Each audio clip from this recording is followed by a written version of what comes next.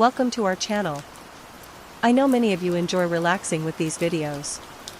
Before you close your eyes, let me know in the comments where you're listening from. Leave a like and subscribe to the channel. Thank you, and enjoy listening. Story 1.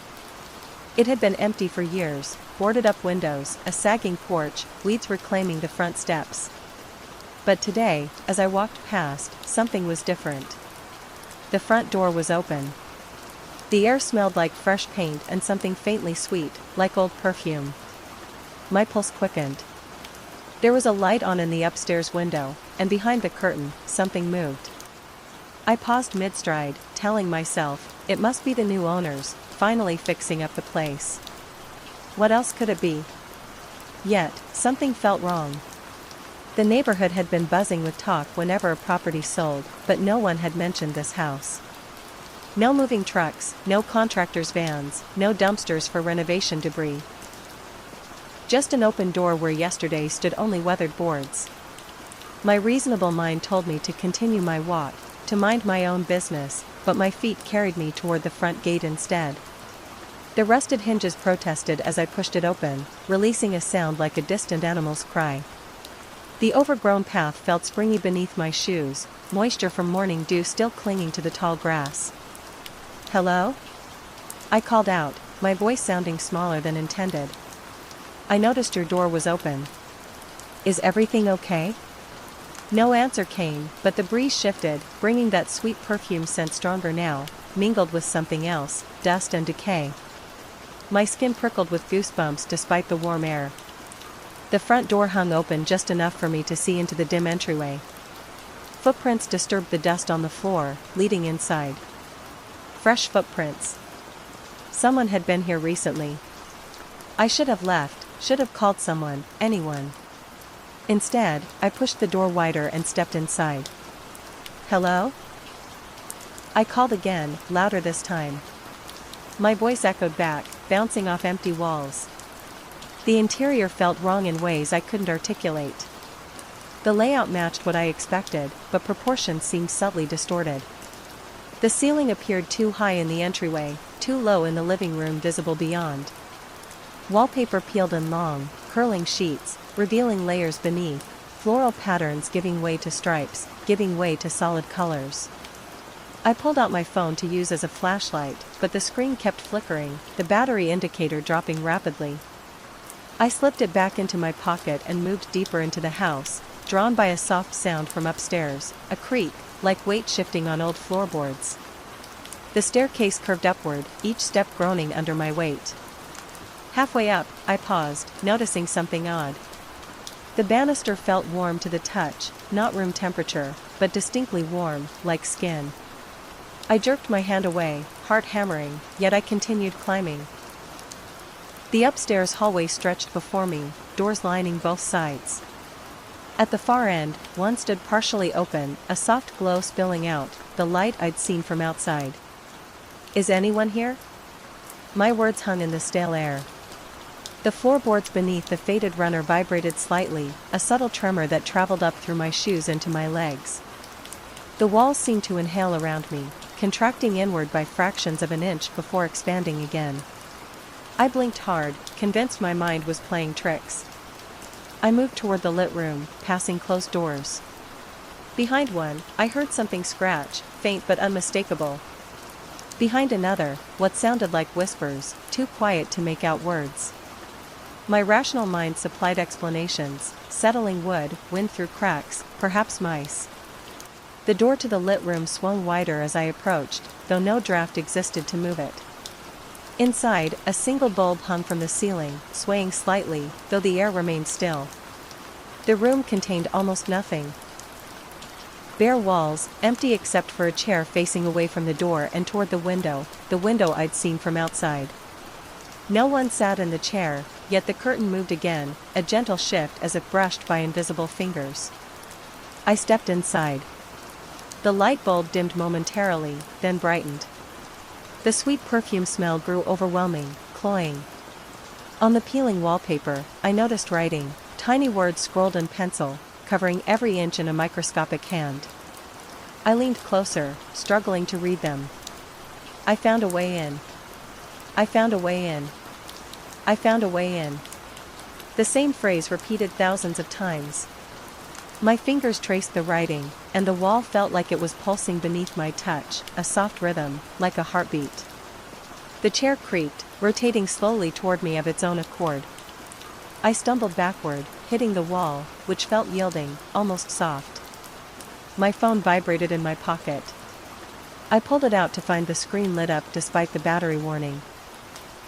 A single text message displayed, from an unknown number: "Thank you for coming inside." The door slammed shut behind me. The light bulb flickered wildly, then went out completely. In the darkness, I sensed movement all around me, a shuffling, a rustling of many bodies pressing closer. I fumbled for the doorknob, finding it slick and warm, like wet skin. It refused to turn under my desperate grip. My breath came in ragged gasps. A whisper broke the darkness directly beside my ear: "This house has been so lonely." The voice wasn't human, it had too many layers, too many tones speaking simultaneously. I screamed then, throwing my weight against the door. It gave way suddenly, sending me sprawling into the hallway. I scrambled to my feet and ran, taking the stairs two at a time, nearly falling in my haste. The house was changing around me. Doorways narrowed as I passed through them. The entryway stretched longer than possible. The front door seemed to recede as I approached, like a cruel optical illusion. When I finally burst outside, the sunlight blinded me momentarily. I ran through the overgrown yard, not stopping until I reached the sidewalk, chest heaving. Looking back, the house appeared exactly as it always had: boarded windows, closed door, abandoned and lifeless. But I knew better now. That night, I dreamed of narrow hallways and whispering walls. I woke to find my sheets damp with sweat. In my phone, displaying a single notification, a text message received while I slept. "Come back soon. We prepared a room for you." Attached was a photo of the upstairs bedroom, now containing a bed with fresh linens. On the pillow lay a framed picture, a photo of me sleeping in my own bedroom, taken that very night. I've moved across town since then, changed my phone number, told no one where I went. But sometimes I wake at night to the smell of fresh paint and sweet perfume. My walls vibrate ever so slightly beneath my fingers, and my mirror shows a reflection that moves just a fraction of a second too late. The house found a way out through me, and I don't think I'll ever really leave it behind. Story 2. The ground was wet, the dirt packed firm from the rain. That's why the footprints stood out, deep impressions leading from the woods behind my house, stopping at my back door. The air smelled damp, thick with the scent of leaves and something metallic. My stomach twisted as I checked the locks. Every door had been bolted shut. But on the handle, smeared in the morning dew, was the imprint of a hand. I stood motionless, my breath forming small clouds in the autumn air. The footprints were large, deeper at the heel, as if whoever made them had been carrying something heavy. My fingers trembled as I photographed them with my phone, careful not to disturb the evidence. Evidence of what, exactly, I couldn't say. But something felt wrong about those perfect impressions in the mud, how they materialized from the tree lean, yet seemed to begin at nothing. That night, I sat at my kitchen table reviewing the photos, unable to shake the feeling of being watched. The windows reflected my worried face back at me, the darkness beyond impenetrable. The wooden floors creaked under shifting weight, an old house settling, I told myself. Yet, each subtle sound drew my attention, made me pause mid-breath. I decided to document everything in a fresh notebook. I sketched the footprints, noting their depth, their direction, their sudden appearance from nowhere. As my pencil traced the outline of the mysterious impressions, the lights dimmed briefly, a power surge, surely. But when they brightened again, the shadows in the corners of the room seemed somehow deeper, more substantive. Sleep came reluctantly that night. The wind whispered against my windows, branches scraping like fingernails seeking entrance. I dreamed of mud and rain and a figure standing at the edge of the forest, faceless and patient. When morning broke, I rushed to my back door, half expecting the footprints to have vanished. They hadn't. Instead, there were more. A second set paralleled the first, identical in size and depth. But these had a strange quality, they seemed fresher somehow, despite no rain having fallen, and they came closer to the door, the last footprint nearly touching the threshold. My hands shook as I added this development to my notebook, creating a timeline, searching for patterns where perhaps none existed. I inspected my home meticulously, every lock, every window latch. Nothing was broken, nothing disturbed. Yet, when I entered my study, the chair behind my desk was angled differently than I'd left it. The surface of my desk felt cold to the touch, colder than the surrounding furniture, as if someone had placed frozen hands upon it moments before I entered. Friends suggested wildlife, neighborhood pranksters, my own imagination working overtime. They laughed, concerned but dismissive. I set up cameras, 2 pointing at the backyard, 1 at the front door, another in the hallway. The rational part of my mind expected to capture nothing, the growing unease in my gut suggested otherwise. For 3 nights, nothing appeared on the recordings except shadows moving with the moon and the occasional animal passing through. On the 4th morning, I awoke to find a 3rd set of footprints. These approached the side of the house where my bedroom window overlooked the yard. The ground beneath the window was disturbed, as if someone had stood there for a considerable time. The cameras had recorded nothing. When I reviewed the footage, there was a brief moment of static at midnight, lasting perhaps 5 seconds. Before the static, empty yard. After, footprints visible in the soil. I replayed the footage until my eyes burned, searching for any clue, any glitch that might explain what I was seeing. That evening, as darkness fell early and thick, I sat in the living room with all lights on, the brightness a shield against growing shadows. The television murmured in the background, human voices, a comfort against the silence of the house.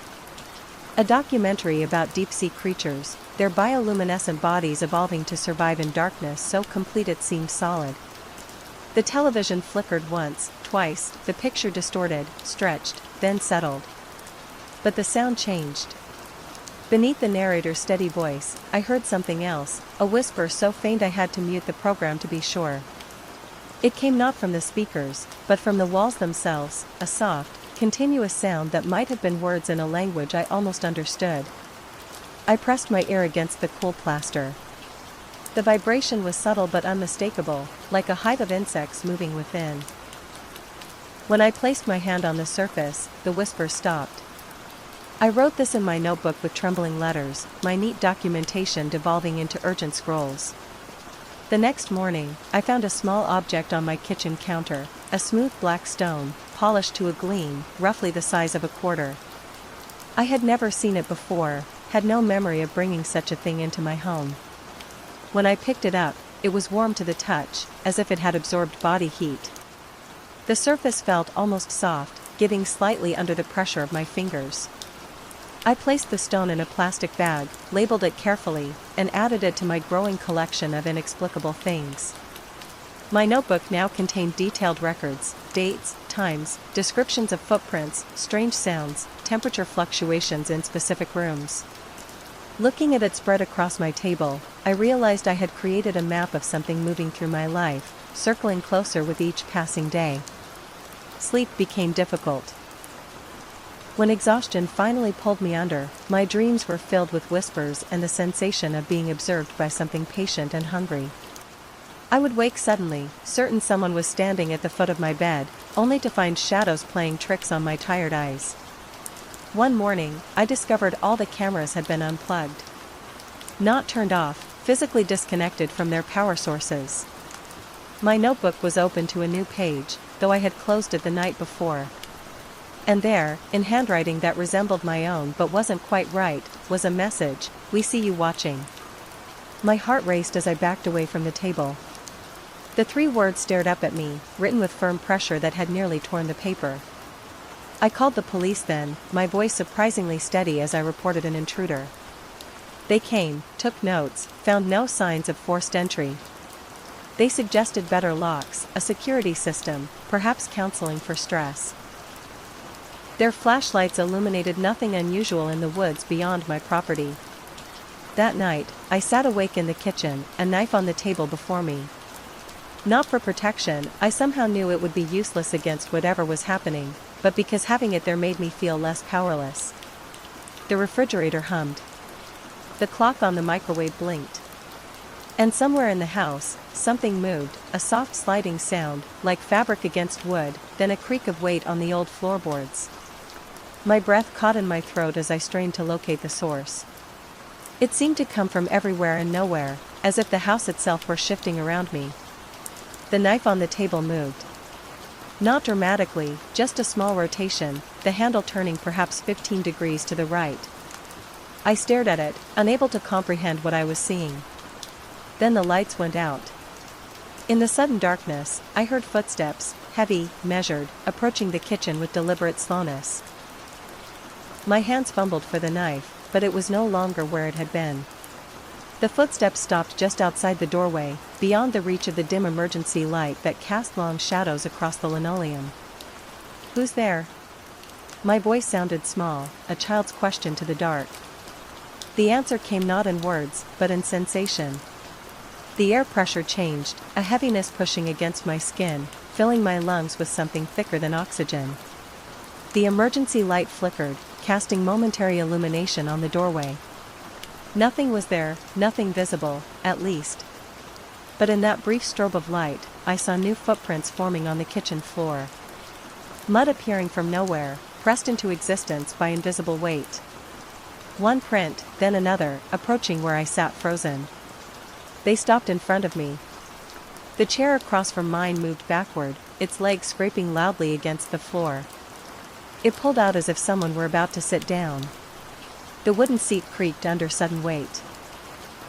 I felt something cold touch my hand, fingers intertwining with mine, a gentle pressure that felt almost like reassurance. My notebook slid across the table toward the empty chair, pages flipping on their own until they stopped at a blank sheet. A pencil rose, suspended in air, and began to write. "We have always been here," it wrote, the letters forming with precise, careful strokes. "Now you are beginning to see." The grip on my hand tightened, not painfully, but with the unmistakable message that I could not pull away if I wanted to. Across the table, the chair shifted slightly, as if whoever sat there were leaning forward. "What do you want?" I whispered to the darkness. The pencil moved again, faster now, more urgent, to be remembered. To be known. To be real. The last word was underlined 3 times, the pencil pressing so hard it tore the paper. That's when I understood. Whatever was happening, whatever presence had entered my life, it needed me. My attention, my fear, my belief in its existence. Each footprint, each whisper, each inexplicable event had drawn me deeper into its reality, making it more substantial with every moment of my focused awareness. The realization should have terrified me. Instead, I felt a strange calm settle over me, as if accepting the impossible made it less frightening. I looked directly at the empty chair, at the space where something sat watching me.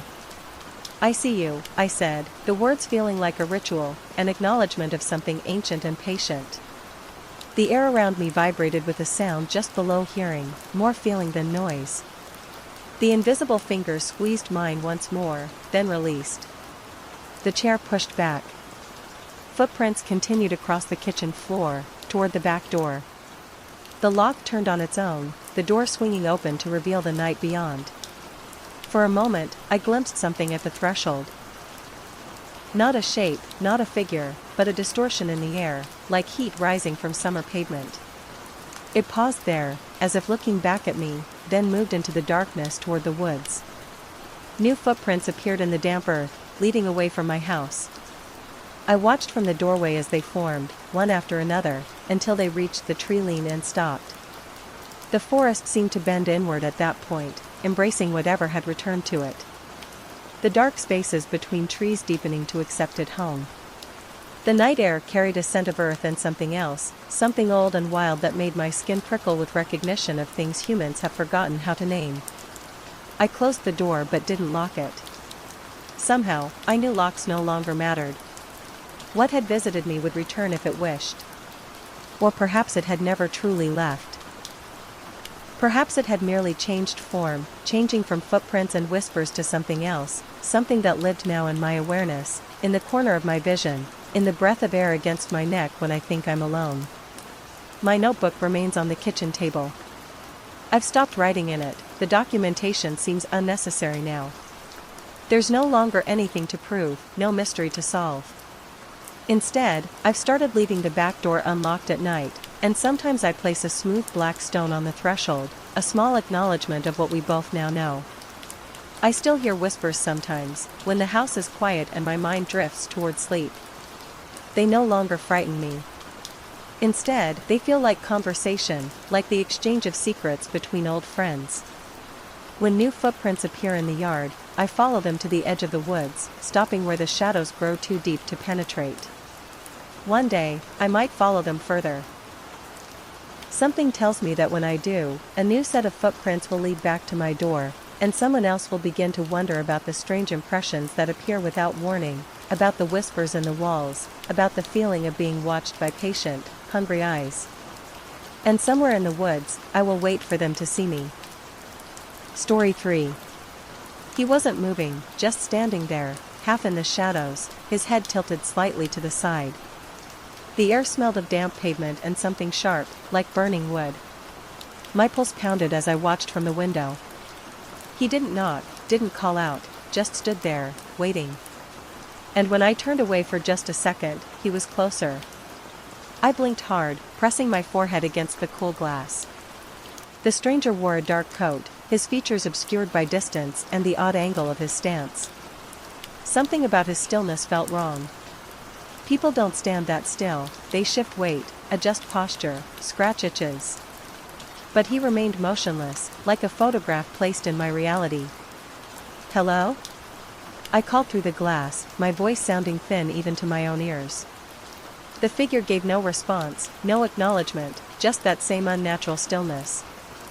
I stepped back from the window, drawing the curtains closed with trembling fingers. A rational explanation existed. Perhaps he was lost, or waiting for someone who lived nearby. My neighborhood wasn't exactly bustling with activity, especially during the darker months when the wind carried that bone-deep chill. When I peeked through the curtains again, he had moved closer. Not walking, not approaching in any way I could understand. He was simply nearer now, standing at the halfway point of my driveway, his face still cast in shadow despite the porch light I'd switched on. My phone felt cold and heavy in my hand as I considered calling someone. But who? And what would I say?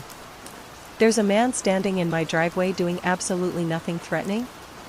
I took a photo instead, hoping to document whatever was happening. The screen showed only my driveway, empty, ordinary, bathed in the yellowish glow of the porch light. I looked up from the screen, and he was there, perfectly visible through the window, much closer now. His face remained obscured, not by shadow, but by something else, something my mind couldn't quite process. It was as though his features shifted and rearranged themselves whenever I tried to focus on them. My breath fogged the glass as I stumbled backward, hitting the coffee table and sending my mug crashing to the floor. The ceramic shattered, spilling cold coffee across the hardwood. I didn't look away from the window, even as I felt the liquid seeping into my socks.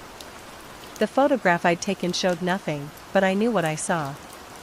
I took another, and another, each showing an empty driveway despite the figure clearly visible through my window. In the last photo, a strange distortion appeared, a smudge of darkness that didn't belong, a warping of pixels where the stranger should have been. I closed all the curtains, locked every door, and checked every window. My hand shook as I scribbled notes in a journal I hadn't touched in months. Figure in driveway. Doesn't appear in photos. Moves when not observed. Sleep wasn't an option. I sat with my back against the wall, facing the front door, listening to the house settle around me. The heating system clicked on, pumping warm air through the vents. Outside, wind rustled through the trees, branches scraping against the siding like fingernails. Morning brought fog and a gray, diffused light that made the world look soft and undefined. I approached the window cautiously, drawing back the curtain with one finger. The driveway stood empty. No strange figure, no evidence anyone had been there at all.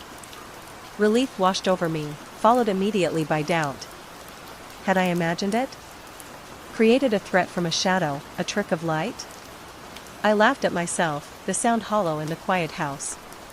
That evening, I found small, damp footprints leading from my front door to the kitchen.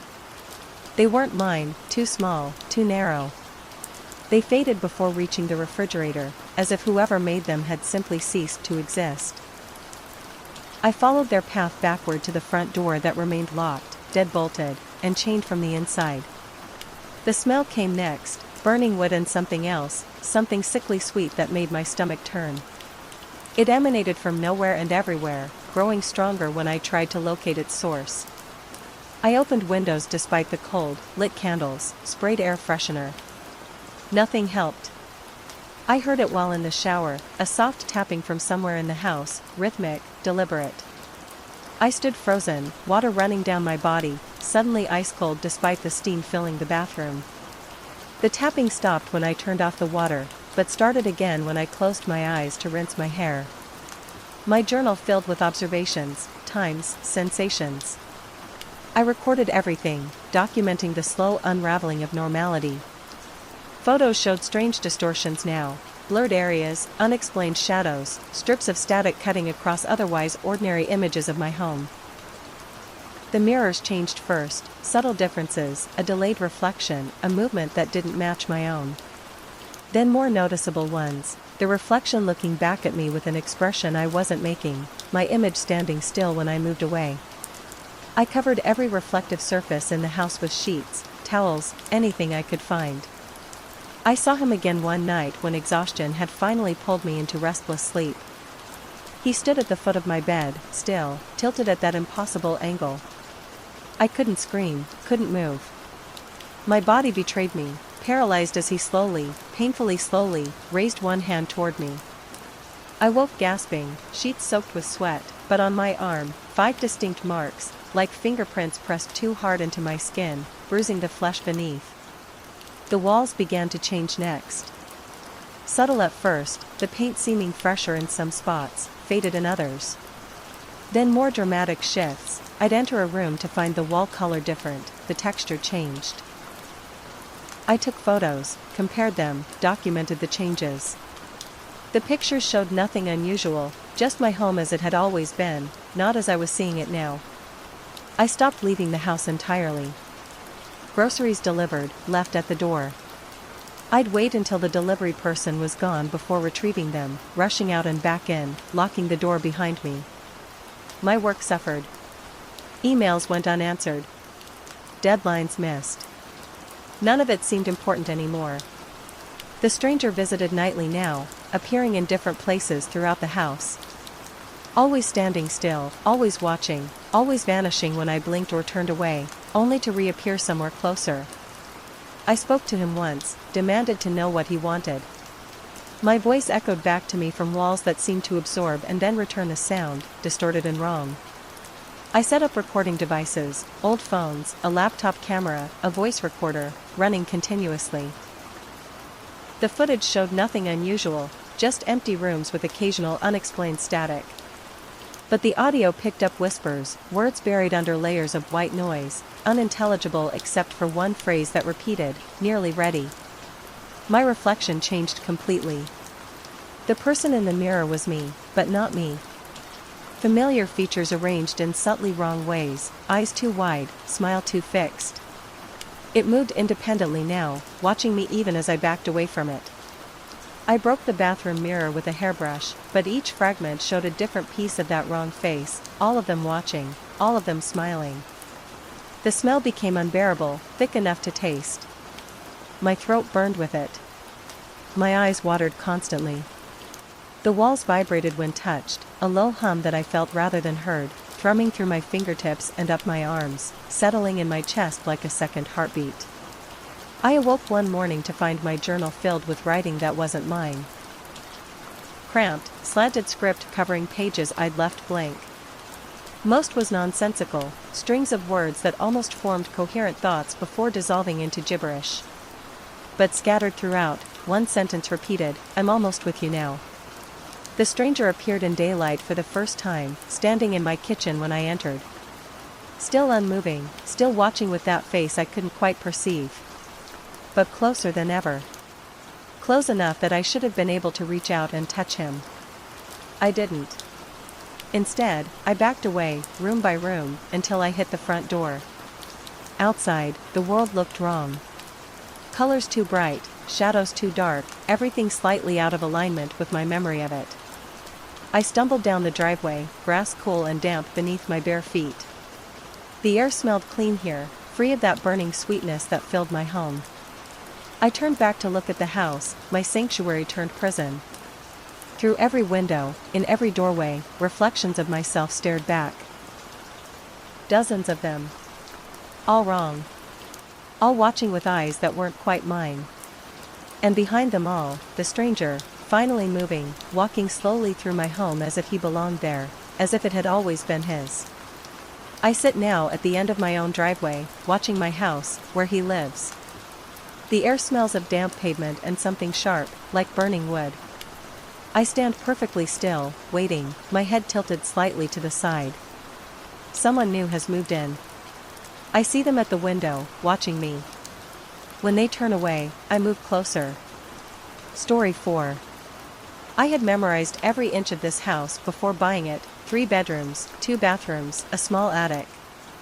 But today, as I rearranged the furniture, I found it, a door, narrow, almost hidden, set into the wall behind a bookshelf. My breath caught. The air near it was colder, tinged with the scent of old wood and something faintly floral. My fingers hesitated on the handle. I knew every room in this house, except this one. The handle felt wrong against my skin, not cold as metal should be, but oddly warm, almost feverish. It turned with surprising ease, as if welcoming me. The hinges made no sound. That detail unsettled me more than anything else in a house this age. Beyond the threshold stretched a narrow corridor that bent sharply left after several paces. The walls were covered in faded wallpaper with an intricate pattern that seemed to shift when I wasn't looking directly at it. My rational mind insisted this space couldn't exist, the master bedroom should have been directly on the other side of this wall.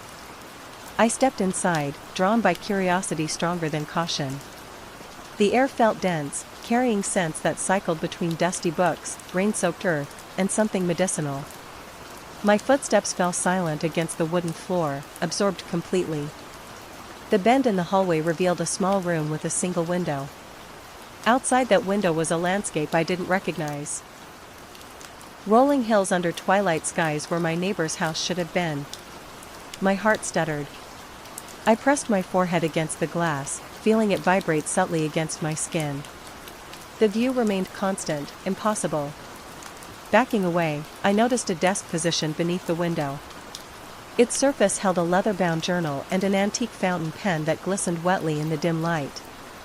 The journal lay open to a blank page, waiting. Next to it sat a small recorder, red light blinking, indicating it was already running. I picked up the recorder, rewound it slightly, and pressed play. Static hissed from the speaker, followed by my own voice, words I had never spoken. It comes back different every visit. The room changes, but so do I. Recording these changes has become essential to maintaining my grip on reality. I dropped the device as it burned. My voice continued, describing phenomena I had never witnessed, experiments I had never conducted. I grabbed the journal, flipping through pages filled with my handwriting, detailed notes about the room, sketches of objects that appeared and disappeared, reflections on the mental toll of repeated visits. The final entry was dated tomorrow. Slamming the journal shut, I turned to leave and noticed the door had vanished. Where it had been was now a solid wall with the same shifting wallpaper pattern. My phone had no signal.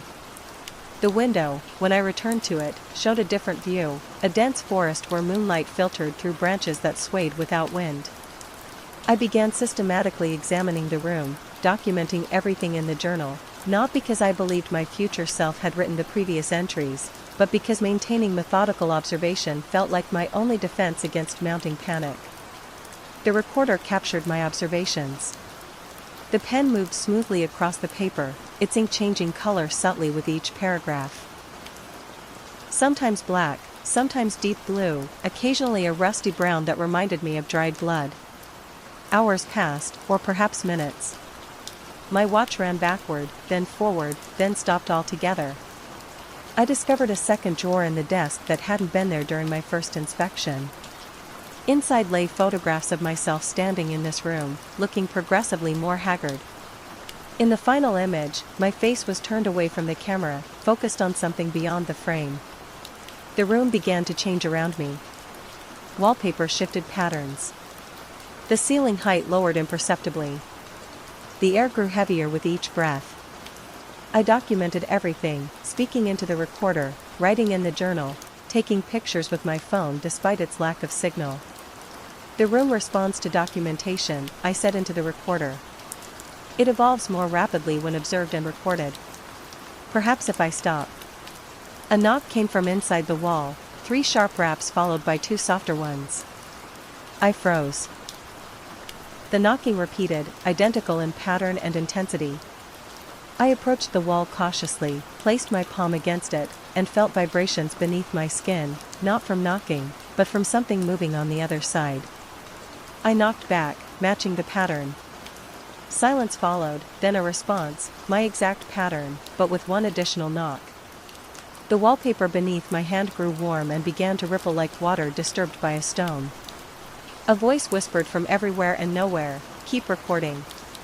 It needs your observations to become complete." I backed away from the wall, bumping into the desk. The journal fell open to a new page where words were appearing without anyone writing them. "You are not the first. You will not be the last. But you might be the one who stays." The window now showed my own backyard, normal and unchanged, bathed in familiar light. The door had reappeared exactly where it had been. Freedom beckoned, just steps away. Yet, I hesitated. The recorder continued running. The journal remained open. The pen waited in my hand. Something about this room had changed me, awakened a curiosity that overshadowed fear. I made my decision. Sitting at the desk, I began writing detailed notes about everything I had experienced. As I wrote, the room settled around me, becoming more solid, more permanent. The shifting stopped, the air cleared. The impossible views beyond the window cycled more slowly between realities. The final page of the journal now contained a blueprint of my house, with this room clearly marked, as if it had always been part of the original design. My name was listed as the architect. I understand now. The room builds itself through observation.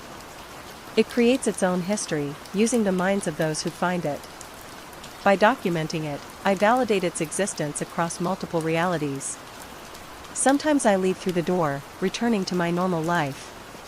The room waits patiently for my return. I've stopped trying to explain it to others. The few times I've brought someone else, they've seen nothing but an empty closet. The real estate agent never mentioned this room because for her, it never existed. For the previous owners, perhaps it took a different form altogether. But for me, it has become the most important space in the house. My sanctuary and my prison. My creation and my creator. The door remains, sometimes locked, sometimes open, but the room is always there now, waiting for me to continue our mutual documentation. And somewhere, in another version of this house, someone else is finding their own impossible room for the first time. Their door is opening. Their journal is waiting. The recorder is already running. And I will be listening from the other side of the wall. Story 5. The pipes had always gurgled, but this time the sound was different, soft, rhythmic, almost like breathing. The air smelled faintly of mildew and something bitter, like rusted metal. My stomach twisted as I leaned over the tub, staring down at the drain. The water pooled around the edges, dark and still, and then, beneath the surface, something stared back. I jerked away, heart pounding against my ribs. Water sloshed over the edge of the tub, soaking my socks. Cold seeped through the fabric, but I barely noticed. My mind raced to rationalize what I'd seen, a trick of light, a reflection, my own imagination fueled by lack of sleep and too much caffeine. Yet, something pulled me back toward the drain. The water had settled again, becoming a perfect mirror for the ceiling above. I knelt beside the tub, keeping my distance this time. The gurgling had stopped. The silence felt heavy, expectant. I leaned forward just enough to peek over the edge. There it was again, not my reflection, not anything that should exist. A face, small and distorted, pressed against the drain cover from below. Pale skin, dark hollows where eyes should be, a mouth stretched wide in what might have been a smile or a silent scream. I scrambled backward until my shoulders hit the bathroom wall. The light bulb overhead flickered, casting weird shadows across the tiles. My breath came in short, sharp gasps. The rational part of my brain insisted I'd seen nothing, a clump of hair caught in the drain, maybe. The animal part urged me to run. I didn't either. Instead, I fumbled for my phone and turned on the camera. Evidence. I needed evidence that I wasn't losing my mind. Holding the device at arm's length, I crept back to the tub. The screen showed nothing but ordinary porcelain and standing water. I zoomed in on the drain. Nothing. Just darkness. This is ridiculous, I whispered to myself, the sound of my voice oddly comforting in the quiet bathroom. Get it together. I reached for the drain plug, determined to empty the tub and prove to myself that everything was normal. My fingers brushed the water surface. It felt wrong, too thick, almost viscous, and cold, much colder than it should have been. The plug chain slipped between my fingers as something grabbed it from below.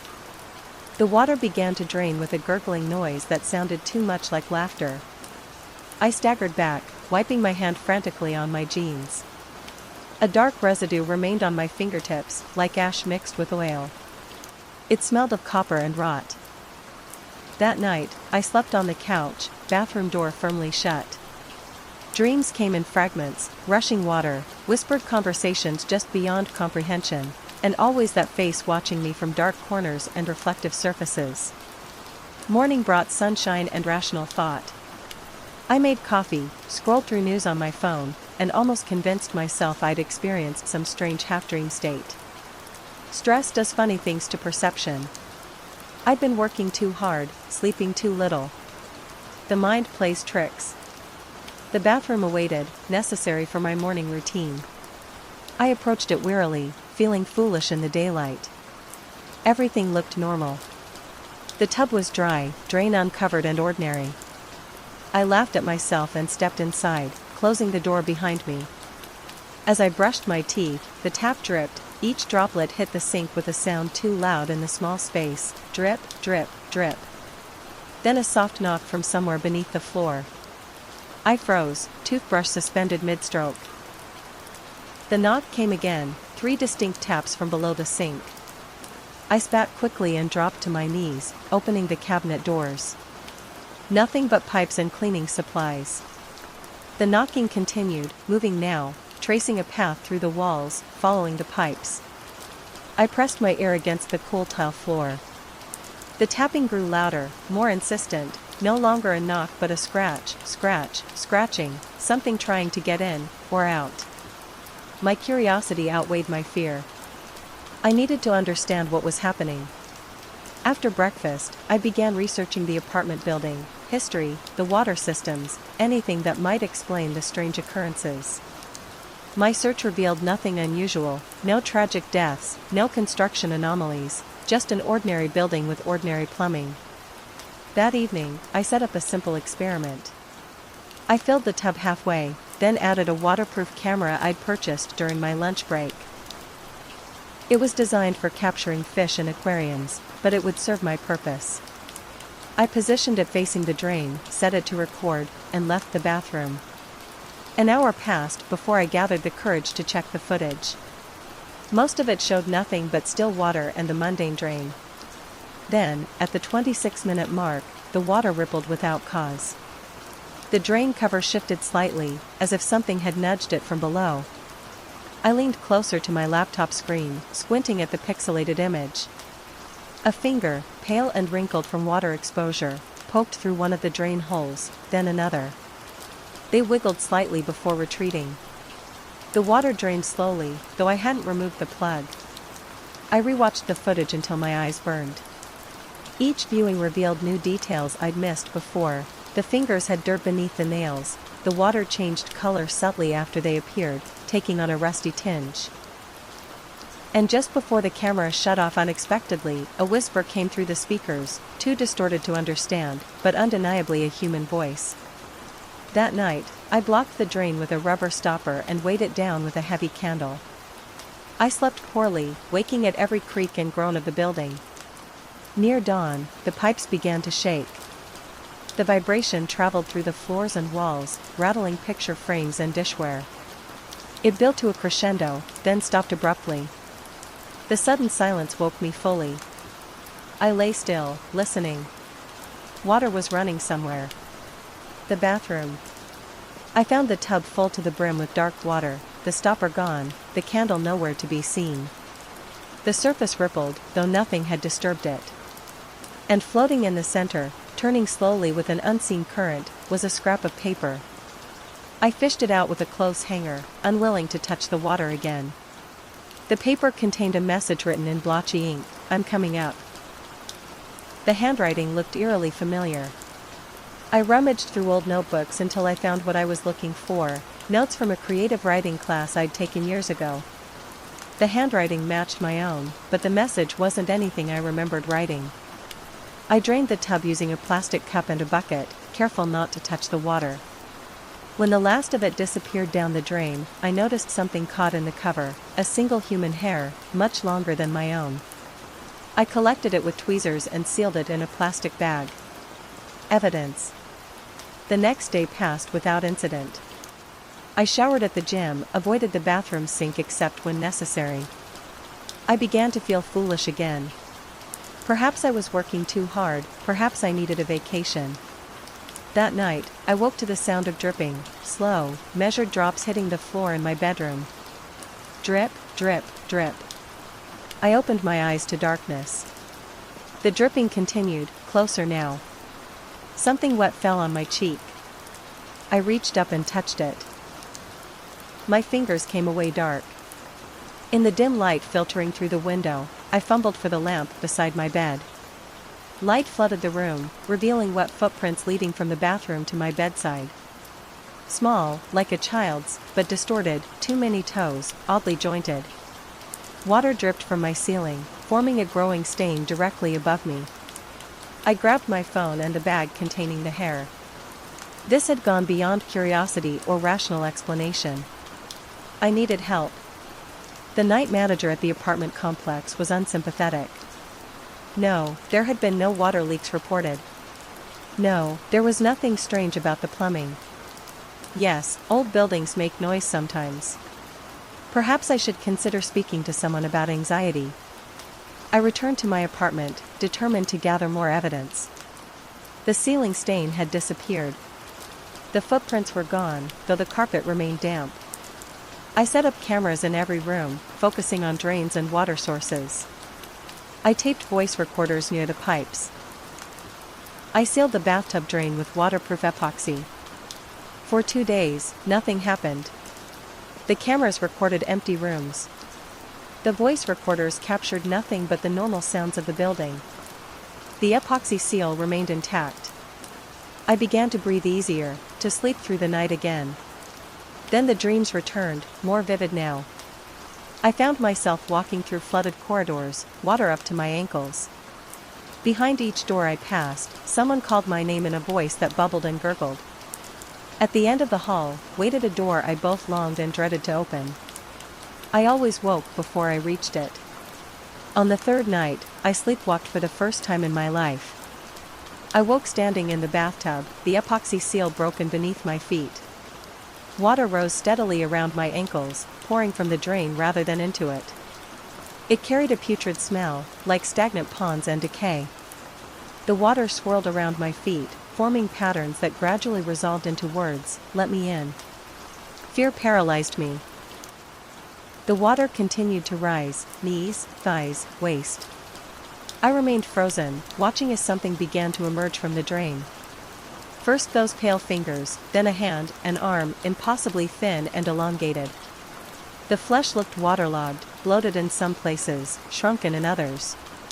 I finally broke free from my paralysis when the water reached my chest.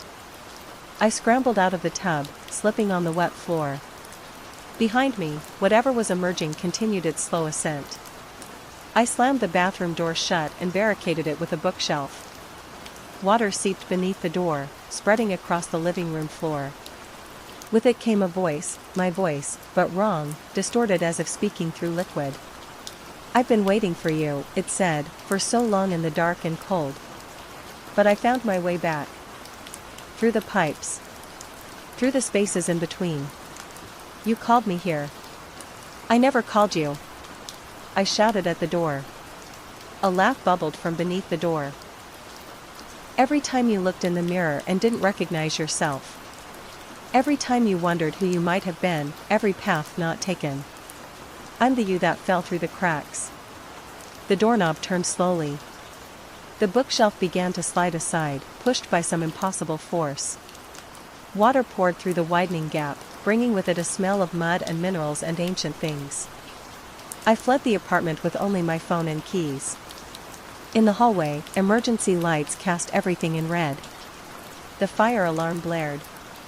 Someone had pulled it. Neighbors evacuated in various states of dress and panic. Water flowed from beneath multiple doors, converging into streams that all seemed to flow toward me.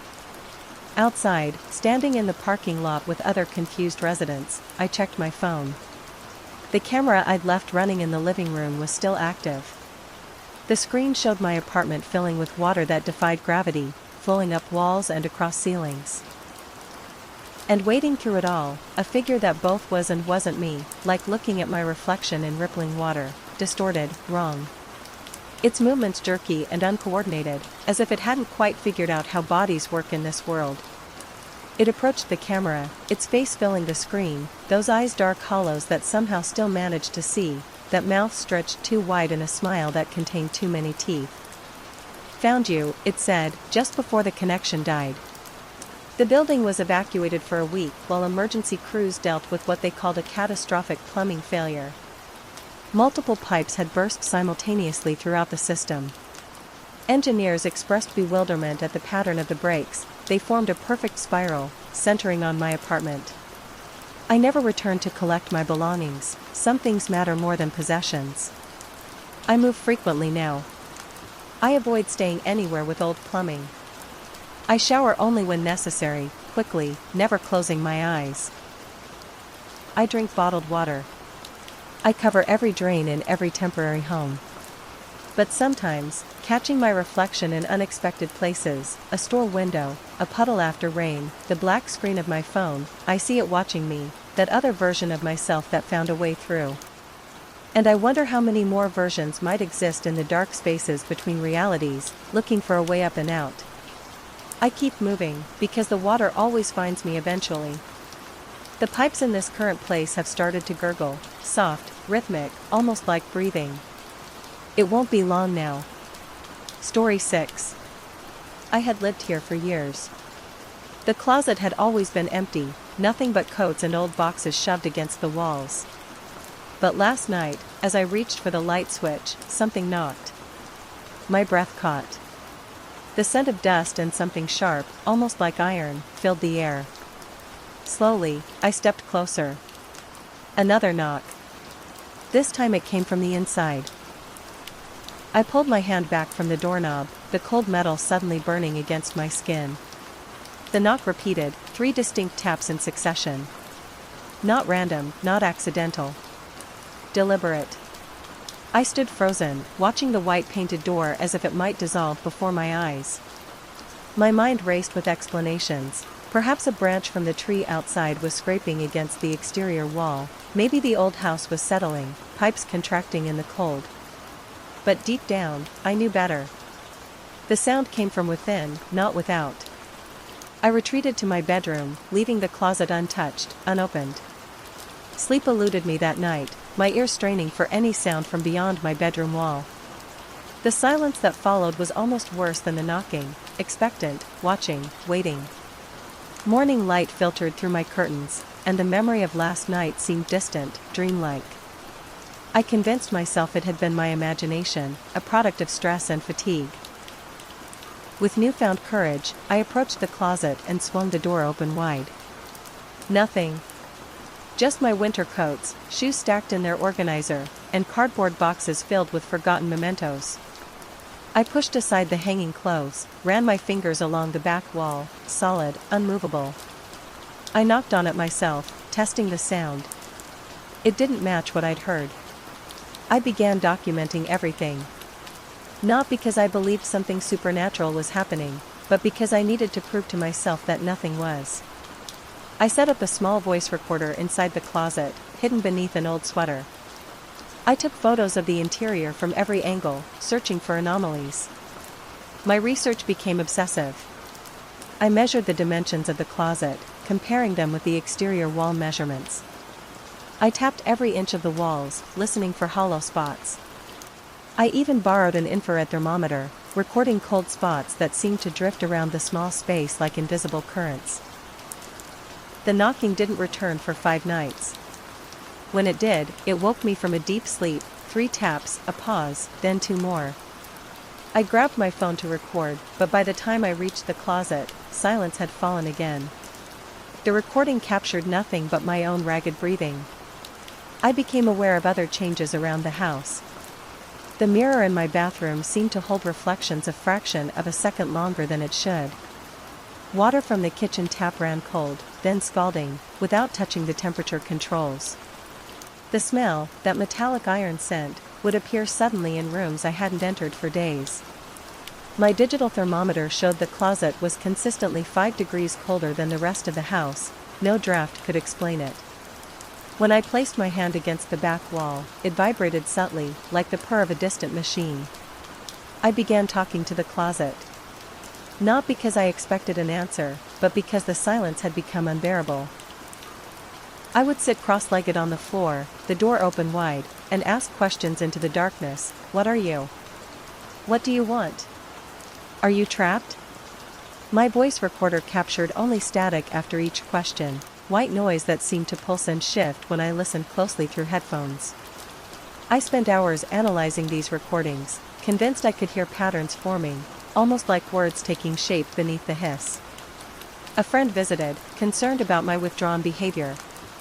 I showed her my notes, the temperature readings, the spectrograms of the static recordings. She smiled nervously, suggested I spend some time away from the house. When she opened the closet door herself, she remarked only on how many coats I owned. She didn't feel the vibration when she pressed her palm against the wall. She didn't smell the iron. That night, after she left, the knocking changed. No longer cautious, no longer testing. It became insistent, rapid-fire taps that traveled from the bottom of the door to the top, as if something was climbing up the inside. I pressed my ear against the wood, heart hammering in my chest. Then silence. And in that silence, I heard breathing. Not my own.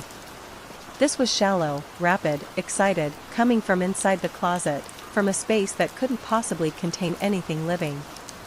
I flung the door open. The coat swayed slightly, disturbed by the rush of air. Nothing else moved. But the smell hit me immediately, iron so strong I could taste it, mixed with something earthy and damp. My winter jacket, which I hadn't worn in months, was warm to the touch. I pulled out every item in the closet, spreading them across my bedroom floor. I examined each one, looking for signs of disturbance. Nothing seemed changed. Yet everything felt wrong. When I ran my hands along the now empty interior walls, the vibration was stronger. The back wall felt softer somehow, yielding slightly under pressure. I took a knife from the kitchen. Not as a weapon, I wasn't afraid of anything corporeal.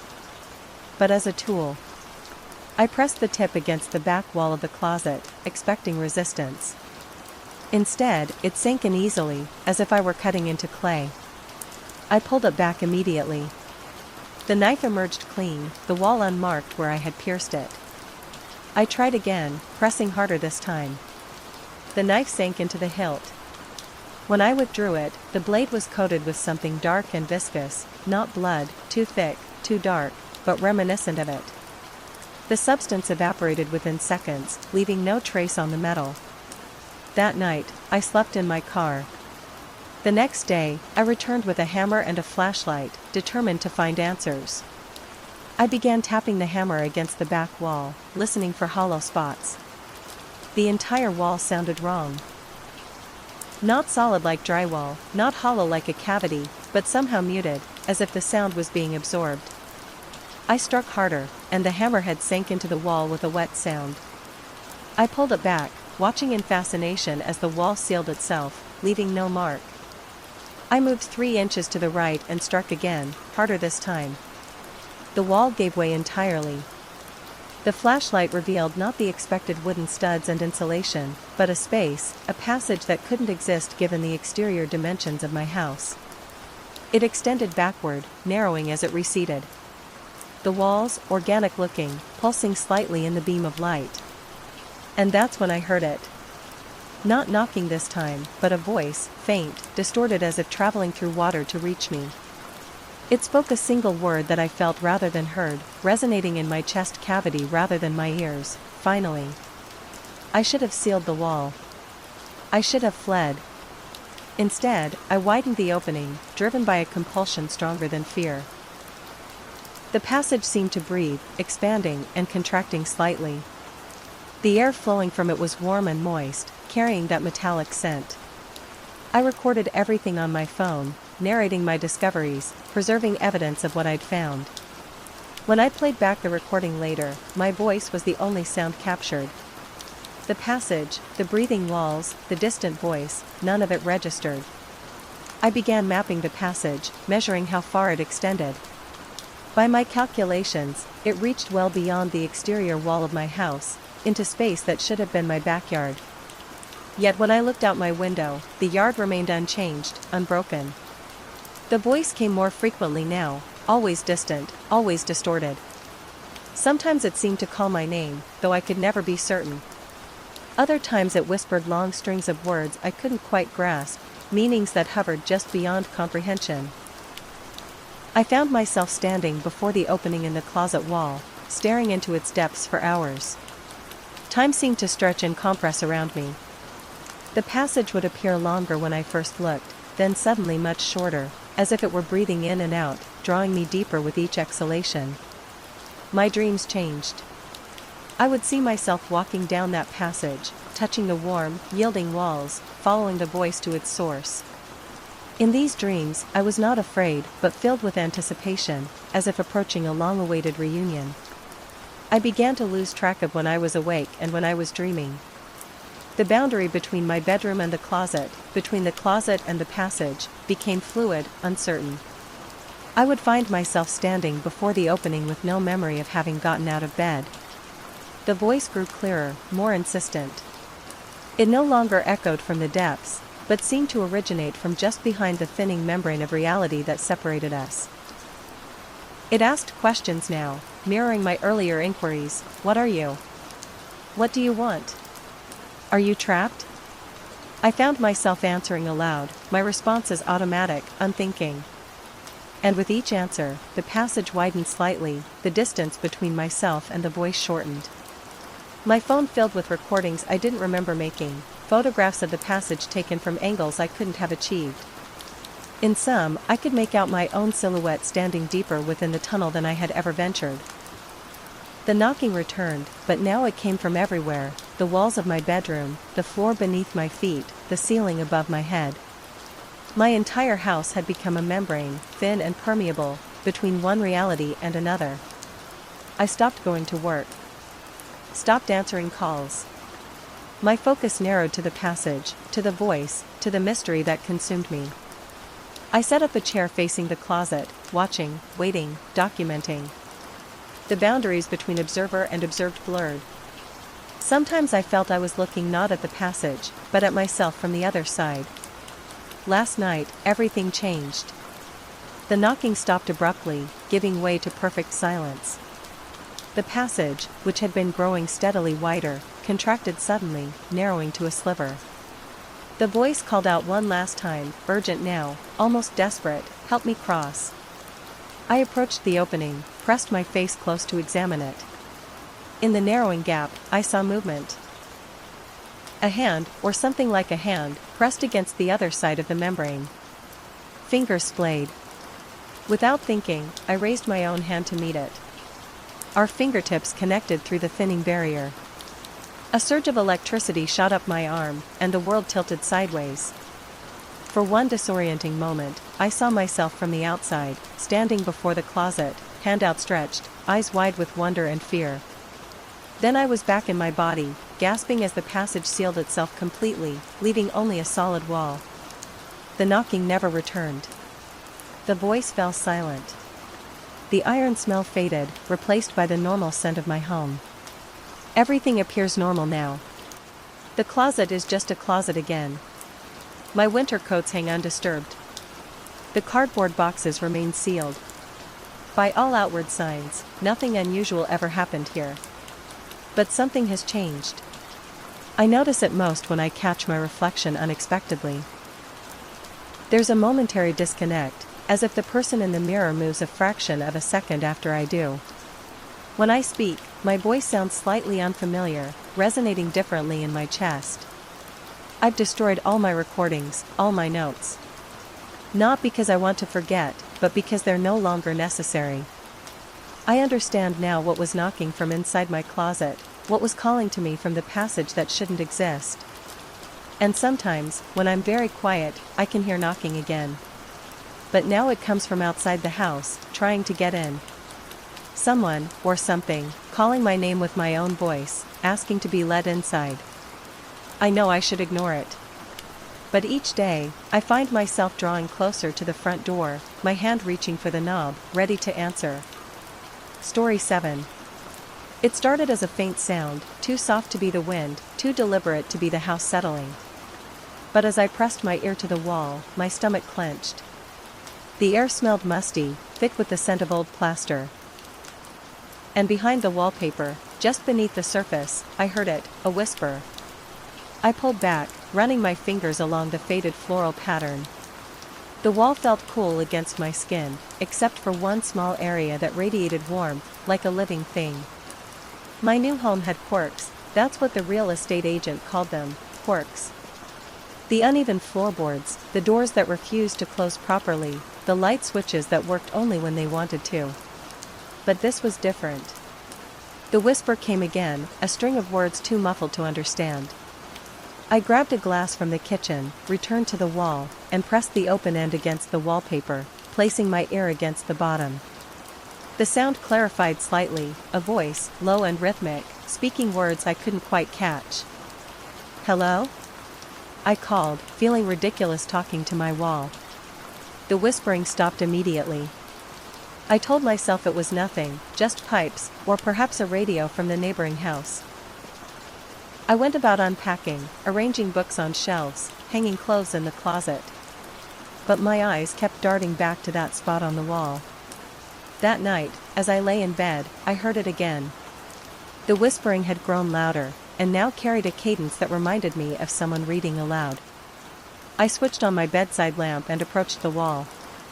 The floral pattern seemed different somehow, the petals and stems arranged in new configurations. My heart quickened. I took a photo with my phone to compare later. In the morning, I examined the wall in daylight.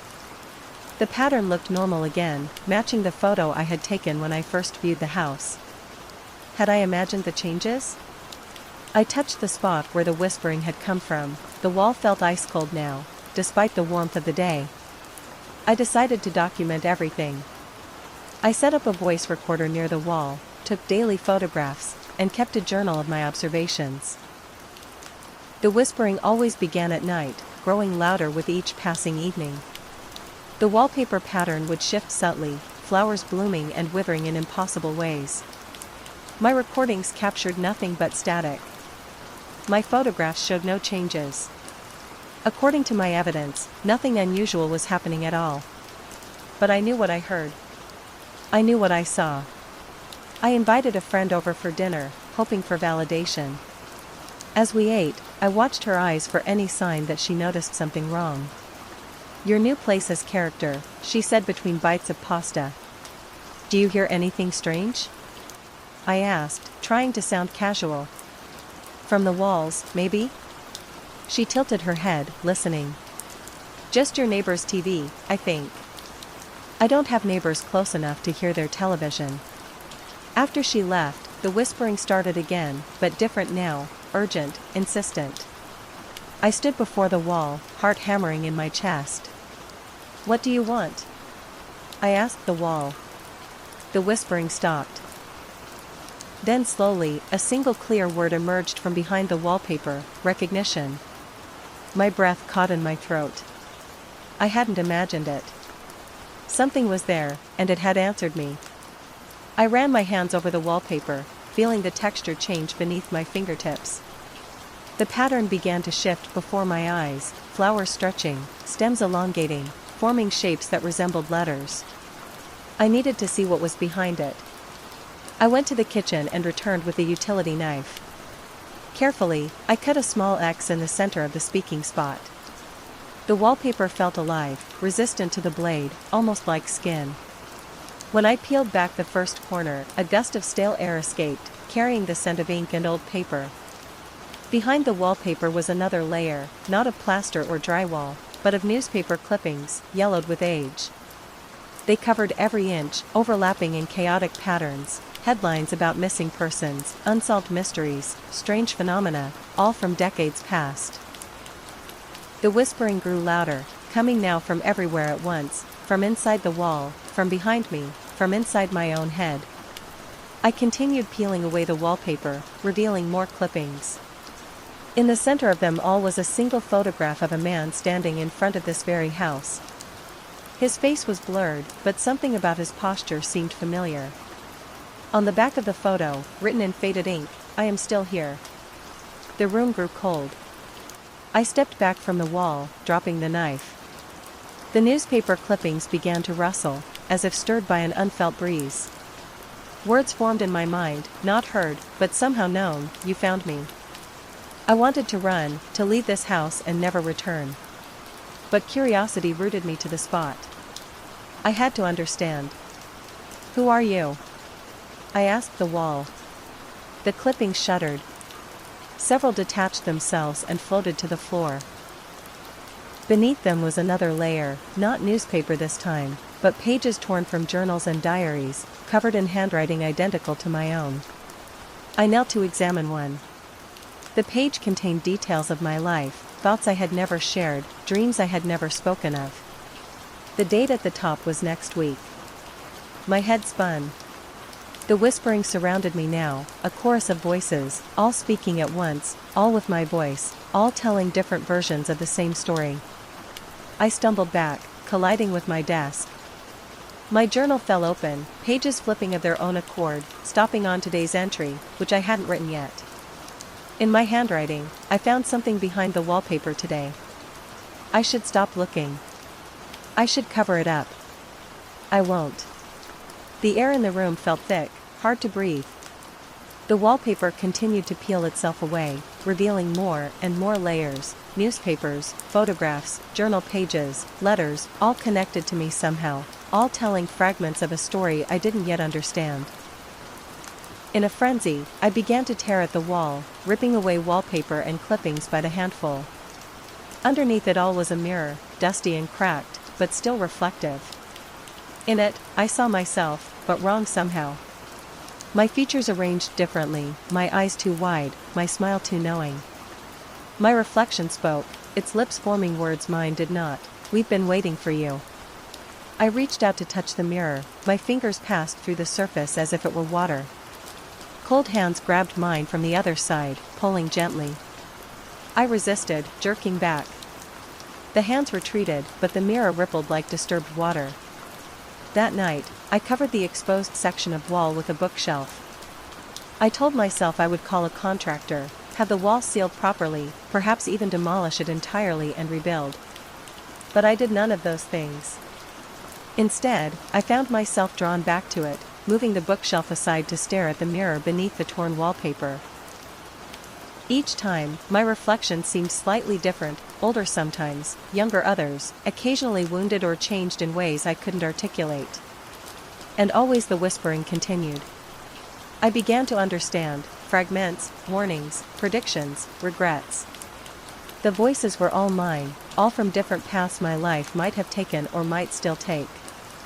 I started writing down what they told me, my journal filled with their stories, versions of me who had made different choices, who had fallen through that mirror, who had opened doors best left closed. The mirror grew larger each day, the reflective surface expanding beneath the wallpaper without me removing any more of it. Sometimes when passing through the room quickly, I would glimpse movement in the mirror that didn't match my own. I stopped inviting people over. I covered all the other mirrors in the house. I kept the curtains drawn.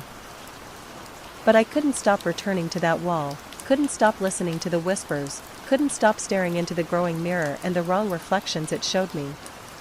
Last night, I woke to find myself standing before the wall, my hand pressed flat against the mirror surface, which now pulsed like a heartbeat. My reflection smiled at me with too many teeth. "Almost time," it whispered, the first words I had clearly heard with my ears and not just in my mind. I jerked my hand away and ran back to bed, wrapping myself in blankets despite the sudden warmth of the room.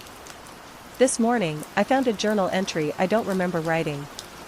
It details what will happen when the mirror covers the entire wall, when the barrier between me and the other versions of myself grows thin enough to tear completely. I should leave this house. I should burn it down. I should warn whoever comes after me. But the whispers tell me it's too late. They tell me the wallpaper in this house has always hidden mirrors. They tell me I've always been here, and always will be, trapped in an endless loop of discovery and denial. Now I sit at my desk, writing this down, hoping someone will understand. Behind me, I hear the soft sound of wallpaper peeling away by itself, revealing more of the mirror beneath. I won't turn around. Not yet. But soon, I'll have no choice. The whispers promise that. They whisper that eventually I'll step through, joining the chorus behind the wallpaper, waiting for the next occupant, the next version of me, to press their ear against the wall and hear us calling. And the cycle will begin again. Story 8. In a dim afternoon's embrace, I stumbled upon an unmarked envelope nestled within my daily mail. Unfolding the yellowed paper, handwritten words stirred dormant memories within me, memories that felt both foreign and intimately known. The room was a symphony of old ink and lavender, coaxing me to question the very essence of my past. The paper itself, delicate and time-worn, cradled stories yet to be unraveled. Raindrops danced softly against the window, creating a melodic harmony that synchronized with the rhythm of my heart. Under the warm glow of my reading lamp, the elegant script on the letter swayed like a waltz, whispering secrets of a summer house lost in the midst of time. "My dearest friend," the letter began, invoking images of sun-kissed days and the gentle lull of waves caressing a distant shore. Despite my lack of recollection, the words painted vivid scenes of afternoon teas and delicate china cups adorned with blue blooms, of eternal roses in a garden, and of a mysterious locked room on the third floor. Each sentence served as a key, unlocking chambers of my mind filled with scents of salt air and freshly cut grass, sensations of smooth floorboards beneath my feet and the soft rustle of cotton curtains in a whispering breeze. The memories grew stronger with each passing word, blurring the line between reality and dreams. My feline companion, nestled in my lap, purred softly, grounding me in the present amidst this ethereal journey. As I turned to the second page, the handwriting remained steadfast, recounting tales of misty gardens at dawn, flickering candle-lit shadows, and phantom piano melodies haunting empty rooms. The house around me seemed to echo the descriptions, its wooden floors creaking in unison with the writer's narrative, as if the very essence of the summer house had seeped into my own abode. The scent of lavender enveloped me, no longer confined to the paper but permeating the air, carrying whispers of shared secrets and unspoken promises. The letter spoke of a locket that had supposedly always hung around my neck, holding a photograph of two mysterious women before a grand estate. Though my fingers found only bare skin, the weight of that absent locket lingered, a ghostly presence against my chest. Outside, the rain continued its gentle serenade, now murmuring elusive words carried on the wind. The letter recounted rainy days spent in the library of the summer house, where books' titles shifted mysteriously when unobserved. The familiarity of these details clashed with my own reality, blurring the edges of what was and what could have been. Approaching the final page, the ink on the paper seemed to fade, as if the words themselves were ephemeral memories slipping through my grasp. The writer detailed a pivotal choice made under a moonlit sky, a choice that rippled through the fabric of existence itself. The conclusion hung in the air like a veil between worlds, challenging me to reconsider the narrative I had woven for myself. Signed with an enigmatic initial that danced before my eyes, the letter held a mirror to my soul, reflecting a face both familiar and foreign. As I folded the paper back into its creases, my reflection in the window glass seemed to flicker, revealing glimpses of a past self intertwined with the present. The rain subsided, the scent of lavender waning, yet the weight of newfound memories lingered in the air. Returning the letter to its envelope, I acknowledged that the stories within, whether born of reality or imagination, had forever altered the tapestry of my mind. Drifting into slumber in my cherished armchair, the distant melodies of waves and piano carried me into the realm of dreams, where the phantom locket lay heavy against my heart, a reminder of a story both chosen and forgotten. Story 9. Driving along a rugged coastline, I found myself mesmerized by an abandoned lighthouse. Standing tall against the crashing waves, its once vibrant red paint now faded and its stone structure worn down by time, it emanated a sense of quiet sadness, as though it held the weight of lost sailors and forgotten dreams. Amidst the relentless howl of the wind and the salty embrace of the sea, a soft, mournful whisper seemed to drift out from within, a melancholic melody carried by the night. Compelled by an unseen force, I pulled over, my car's headlights casting long shadows along the weathered path leading to the lighthouse. Each step I took on the gravel was deliberate, the sound of my footsteps blending with the heavy evening air, laden with memories and secrets. As twilight descended, wisps of mist curled around the base of the tower like ghostly tendrils reaching towards the sky. To my surprise, the door was unlocked, opening with a gentle groan that harmonized with the whispering wind. Inside, the air was thick with the scent of aged wood and sea salt, mingling with a hint of something sweeter, perhaps remnants of lamp oil from years gone by. Climbing the spiral staircase, my hand trailed along the cool metal railing, each step echoing with a solemn reverberation. The wooden steps, worn smooth by the passage of time, creaked softly in acknowledgement of my presence. Through salt-rusted windows, I glimpsed the deepening hues of the darkening sky, pulsating with an otherworldly energy. The keeper's quarters, just below the lantern room, seemed frozen in time. Dust motes danced in the beam of my flashlight, swirling like cosmic constellations. An open logbook on a weathered desk caught my eye, its pages yellowed with age, the last entry a testament to decades past. Yet, what drew me in was the subtle sway of a rocking chair by the window, moving ever so slightly in the stillness of the room. And then, the photographs lining the walls captured my attention, each depicting the lighthouse in various lights, but always with the same figure on the gallery rail, a woman in a flowing dress, her gaze fixed upon the sea, her presence eternal in the captured moments. In every photo, she exuded a sense of waiting, watching, yearning. As I ascended to the lantern room, the whisper grew stronger, a phantom echo of a voice filled with longing and patience. The monumental Fresnel lens dominated the circular space, refracting the dwindling twilight into a myriad of rainbow hues. I marveled at its pristine condition, untouched by the passage of time. Lost in the rhythmic cadence of distant waves, a haunting melody began to unfurl. Crystal clear notes, pure and poignant, resonated from within the lighthouse, carrying a beauty so profound it brought tears to my eyes. Yet, beneath the beauty lay a profound sorrow that pierced my heart. It sang of endless nights of waiting, of ships that never returned, of a love that endured beyond death. A sudden chill filled the air, and I sensed a presence beside me, though I saw only the reflection of a woman in a pale dress in the lens, her eyes fixed on the horizon, her essence a blend of lavender and sea spray. But when I turned, she was gone, leaving behind only the echo of her song entwined with the whisper of the wind.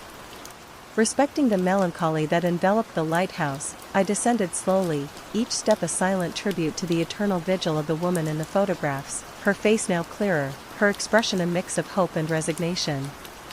I realized she had chosen to remain, bound by duty and love.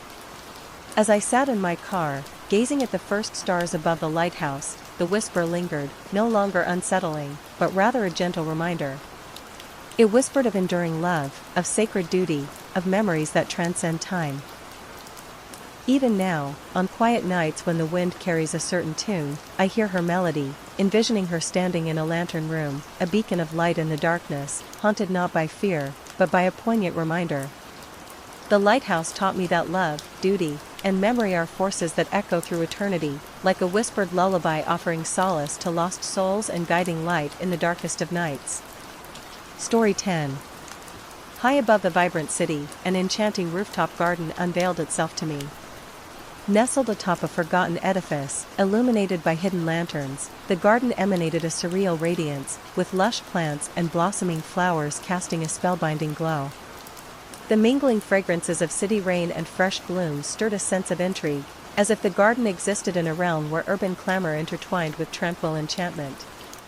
One crisp autumn evening, the ethereal light caught my gaze from the window of my apartment. As the sky donned a velvety hue and the scent of falling leaves perfumed the air, the gentle pulse of the glow, akin to a tranquil breath, beckoned me closer, drawing me into its mysterious allure. Night after night, I found myself captivated by the garden's soft luminescence, a dance of light amidst the shadows that held me spellbound. After weeks of silent observation, I stumbled upon the concealed stairwell leading to the rooftop sanctuary. The metal door yielded with a hushed whisper, unveiling a world suspended between reality and dreams. Mist caressed my feet as I trod upon weathered wooden planks, each step releasing the essence of rain-soaked cedar. The garden defied all logic, with unfamiliar flowers swaying in an unseen breeze, their petals emitting a soft glow that painted the surroundings in pastel hues. Ancient lanterns adorned iron posts, casting a light that resembled neither electric nor flame, but a celestial essence, akin to starlight captured in dew. Delving deeper into this mystical realm, I noticed peculiar phenomena. The plants seemed to respond to my presence, their leaves subtly turning to follow my movements. The air grew heavy with the perfume of night-blooming flowers, yet every attempt to focus on a single blossom proved futile, as they eluded comprehension, shifting and morphing before my eyes. Beside a small pond reflecting the enigmatic lights, shapes moved within its depths, not fish, but patterns of light that ebbed and flowed like fleeting thoughts at the edge of slumber. The water exuded a warmth conflicting with the cool evening air, while ephemeral bubbles of light ascended to the surface, dissolving into the mist. Time itself warped within the garden's confines, stretching minutes into hours and compressing hours into mere moments. Night after night, I returned, drawn by an inexplicable comfort found amidst the magical flora and gentle radiance. Often I brought a book or journal, yet I found solace in simply basking in the tranquil ambience, enveloped in a soothing embrace akin to a soft blanket. One evening, I chanced upon a weathered stone bench hidden behind cascading vines, aglow with luminescence. Intricate symbols, worn by time yet faintly discernible, adorned its surface, shifting and transforming with each angle, whispering stories just beyond my grasp. The most perplexing element of the garden was its ethereal music, a faint melody that seemed to echo from the flowers themselves, or the spaces between the stars above. Indescribable yet soothing, it evoked the color of wind or the texture of moonlight. Amidst my visits, I stumbled upon curious objects left behind by unseen visitors, a faintly glowing pearl button, a warm brass key, a paper adorned with flowing script that shifted languages when my gaze wavered. These findings hinted at others privy to the garden's secrets, yet I never encountered another soul within this ethereal realm. As the seasons shifted, so did the garden, defying natural laws with blooms of impossible colors in winter nights and dancing autumn leaves in spring breezes. The perpetual mist and gentle glow that initially drew me remained unchanged, a constant in this realm of wonder. Though I continue to frequent the garden, I've relinquished the quest to unravel its mysteries, embracing the unknown with gentle wonderment rather than seeking definitive answers. This rooftop sanctuary has become my refuge, a place where reality and dreams intertwine, time flows like honey, and the bustling world below fades into insignificance. Amidst the luminescent blooms, I occasionally glimpse reflections of other gardens in the lanterns, akin to hidden sanctuaries existing on the cusp of familiarity and enigma.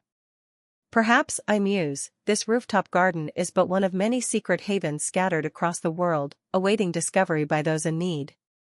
The gentle pulse of light, akin to a heartbeat against the night sky, continues to beckon, calling out to kindred spirits as it once beckoned to me. While the garden's magic and true nature elude my comprehension, I've discovered that some mysteries are meant to be experienced, embraced in their enigmatic allure, rather than dissected for understanding.